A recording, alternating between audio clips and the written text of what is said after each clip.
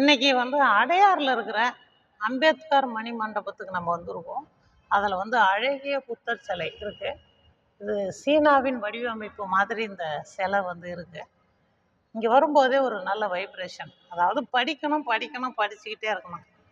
படிப்பு தான் வாழ்க்கைக்கு, தொழிலுக்கு, மற்ற வழிகாட்டுதலுக்கு முக்கியமான விஷயமா இருக்குது அப்படின்றத இங்கே நம்ம இந்த வைப்ரேஷன் மூலமாக உணர முடியுது.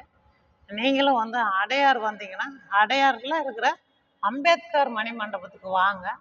கண்டிப்பாக அம்பேத்கரோட ஒரு வழிகாட்டுதல், இங்கே இருக்கிற ஒரு நாலேஜு, இங்கே இருக்கிற அந்த பதிவுகள்லாம் நீங்கள் பார்த்து ஒரு முடிவுக்கு வாங்க.